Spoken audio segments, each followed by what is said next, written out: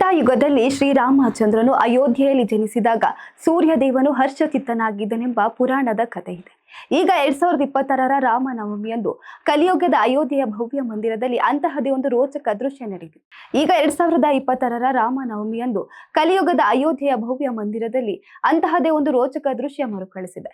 ರಾಮಲಲ್ಲನ ಜನ್ಮದಿನದಂದು ಸೂರ್ಯನ ಕಿರಣಗಳೇ ನೇರವಾಗಿ ಬಂದು ಬಾಲರಾಮನ ಹಣೆಗೆ ತಿಲಕವಿಟ್ಟಿವೆ.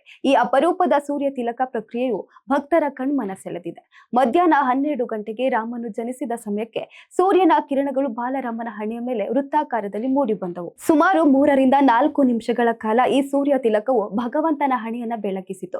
ಮಂದಿರ ಉದ್ಘಾಟನೆ ನಂತರ ನಡೆದ ಈ ಬಾರಿಯ ರಾಮನವಮಿಯು ಅತ್ಯಂತ ವಿಶೇಷವಾಗಿತ್ತು. ಲಕ್ಷಾಂತರ ಭಕ್ತರು ಸರಯೂ ನದಿಯಲ್ಲಿ ಪವಿತ್ರ ಸ್ನಾನ ಮಾಡಿ ರಾಮಲಲ್ಲನ ದರ್ಶನ ಪಡೆದರು. ಸೂರ್ಯ ತಿಲಕದ ಸಮಯದಲ್ಲಿ ಇಡೀ ಅಯೋಧ್ಯೆಯು ಜೈ ಶ್ರೀರಾಮ್ ಘೋಷಣೆಯಿಂದ ಮೊಳಗಿತು. ಈ ವಿಡಿಯೋ ಸಾಮಾಜಿಕ ಜಾಲತಾಣಗಳ ಮೂಲಕ ಕೋಟ್ಯಾಂತರ ಜನರು ಈ ಐತಿಹಾಸಿಕ ಕ್ಷಣಕ್ಕೆ ಸಾಕ್ಷಿಯಾಗಿದ್ದಾರೆ.